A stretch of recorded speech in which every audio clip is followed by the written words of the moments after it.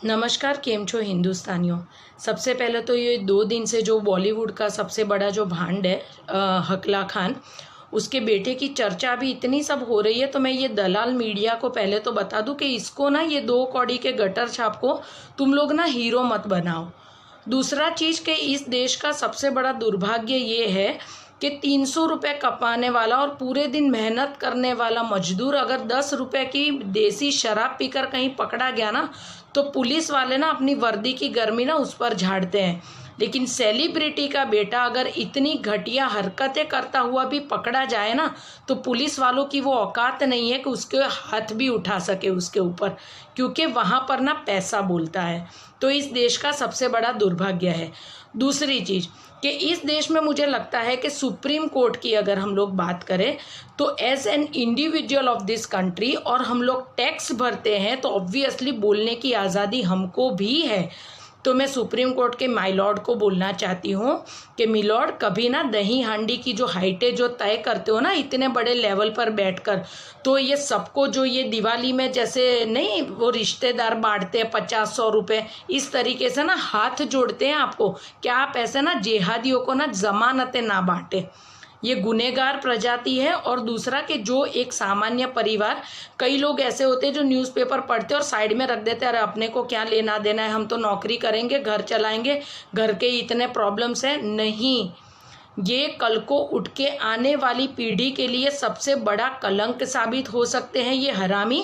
क्योंकि इन लोगों का था क्या, ये इंटरनेशनल रैकेट चलाने वाली पब्लिक है, तो इन लोगों को तो कोई फ़र्क नहीं पड़ेगा। लेकिन अगर जो अच्छा लड़का है, जो अच्छी कॉलेज में पढ़ता होगा ना, ये लोग ये सारी जो लतें होती है ना नशेड़ियों और ड्रगेड़ियों वाली, वो उन लड़कों में डाल देते हैं और आप अपना बच्चा ना अपने हाथ से खो बैठोगे।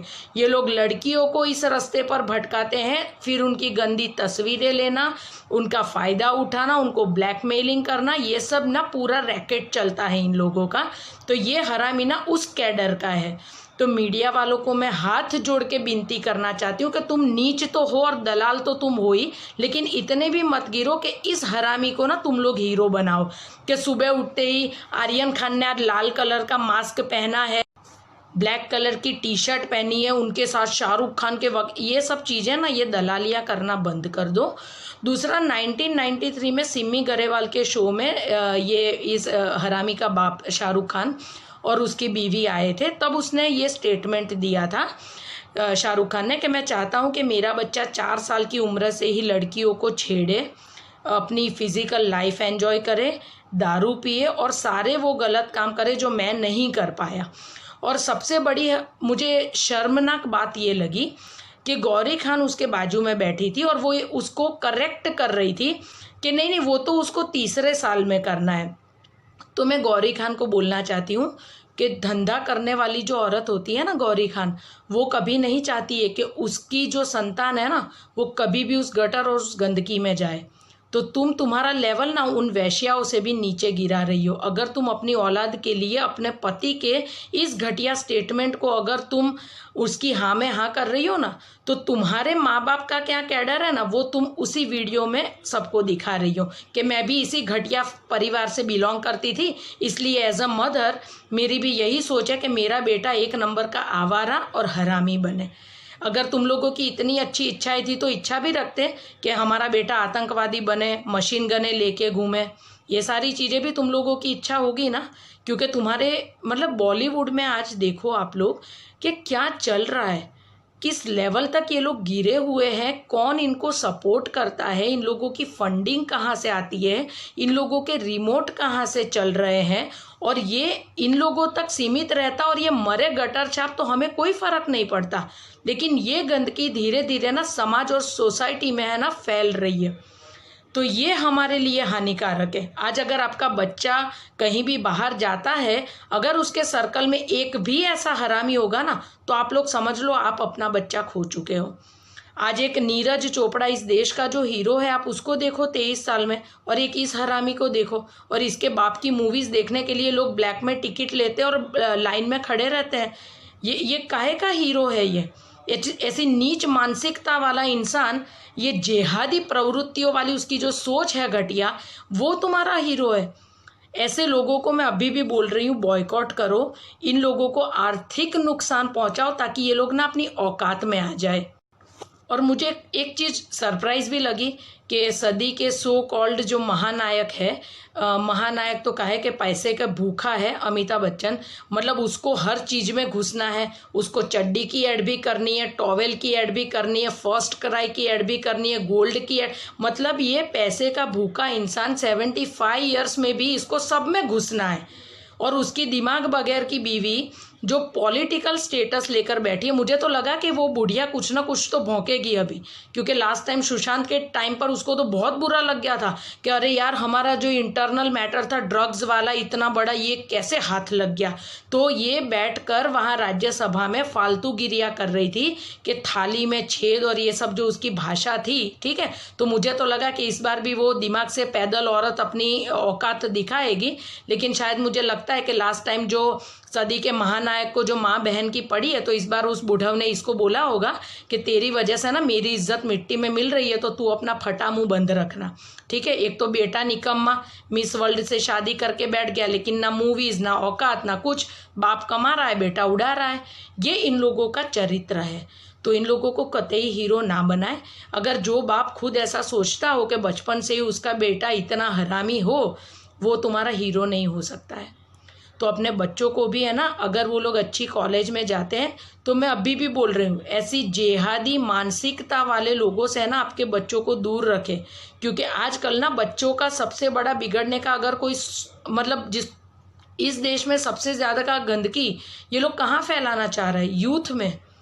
क्योंकि हर देश का भविष्य यूथ है, ठीक है ना। आज अपने देश का भविष्य कौन तय करेगा, हमारी आने वाली अगली पीढ़ी, ये लोग उसी को नष्ट करना चाहते हैं। आप लोग देखो सनातन धर्म पर ये लोग सवाल उठाते हैं, घटिया मूवीज़ बनाना, घटिया ऐड बनाना और ये सब चीज़ें करना, रैकेट्स चलाना। और मैं 100% बोलती हूँ कि सुप्रीम कोर्ट के मिलॉर्ड पर मुझे इतना भरोसा है कि इसको ज़मानत मिल ही जाएगी। और अगर इसको ज़मानत नहीं मिलेगी तो मुझे पैसों की ताकत पे से भरोसा उठ जाएगा बाय गॉड। तो उसको ज़मानत तो मिलनी ही मिलनी। और ये बाहर आकर जैसे रिया चक्रवर्ती वापस जो धंधे पे लग गए ना, अब किसी और को फंसा कर वापस दूसरा सुशांत वो रेडी कर रही है, तो उसको वापस से ज़मानत भी मिल जाएगी। तो ये पूरा कांड ना इन लोगों का चलता रहेगा। और शाहरुख खान को होशियारी है, 11 मुल्कों की पुलिस, साले अमेरिका में जा, तेरी औकात, तेरे को तो एयरपोर्ट पर ही नंगा किया था और तेरे बेटे को भी ना घसीट कर ले आए। ये तो ये गनीमत है तुम लोगों की कि ये अपनी जो वीक न्याय व्यवस्था है ना और कानून है, जिसके चलते तुम जैसे टुच्चे लोग ना छूट जाते हो। वरना अगर मेरे हाथ में अगर ऐसा कोई पावर होता ना साले, मैं चौराहे पर है ना तुम लोगों को फांसी दे देती। और लोग देख के ना इतने डरते ना, ये धंधे ना करते, ठीक है। उसको बोलते हैं पावर एक लेवल की। तो मैं चाहती हूँ कि न्यायाधीश प्लीज़ आप मेहरबानी करें, जिस लेवल पर बैठे हैं ना उसकी थोड़ी इज्जत करके ना इस हरामी को ज़मानत ना दीजिएगा और इसको है ना कायदे से ना सज़ा मुकर्रर कीजिए, ताकि आगे चल के ना ये जो दूसरे जो भांड के जो बच्चे हैं ना ये सब ये हरकतें ना करें। और आपकी जो मतलब जिस लेवल पर बैठे हो ना उसकी थोड़ी इज्जत रह जाए ना, वैसा आप काम करना। तो इतनी उम्मीद तो हम एज अ सिटीज़न आपसे रख सकते हैं कि आप अपनी जो गरिमा है ना वो पद से नीचे आप नहीं जाएंगे। तो इसको ज़मानत ना दे, ठीक है, और इसको कायदे से सज़ा दे ताकि इसको पता चले और आने वाले लोग भी है ना इसको देख के सीखे कि इस राह पे नहीं चलना है। ये नहीं कि यूथ ये सोचे कि यार कुछ भी गलत करो इस देश में तो जमानतें मिल ही जाती है, क्योंकि आप लोग ना लोगों पर बहुत बड़ी छाप छोड़ देते हो।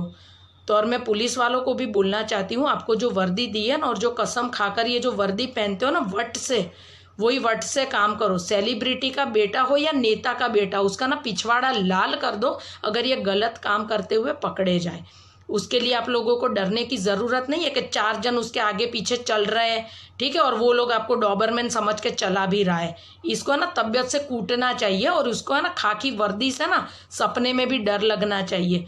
वो होती है एक पुलिस की हैसियत और वो होता है आपका काम, वो होता है आपका फ़र्ज़, तो वो निभाओ, ना कि इन लोगों को ना सुरक्षा प्रदान करो। अरे सेलिब्रिटी काहे का जो ऐसे 2 कौड़ी के काम करता हो, इसको तो मार मार के इसके तो बक्कल तार देने चाहिए। तो इतनी तो उम्मीद हम आपसे भी रख सकते हैं तो मैं पुलिस वालों से और अपनी न्याय व्यवस्था के जो उच्च स्तर पर बैठे हुए लोग हैं, मैं उन लोगों से ये उम्मीद करती हूँ कि इस बार ना आपका निशाना सही जगह पे लगे और आने वाली पीढ़ी को ना आप अच्छा मैसेज दें। इससे ज़्यादा हम आपसे कोई उम्मीद नहीं रखते एज अ सिटीज़न, तो आप इतना कर दीजिए हमारे लिए। वंदे मातरम, भारत माता की जय। और इन लोगों की मूवीज़ देखना अब बंद करें। नमस्ते।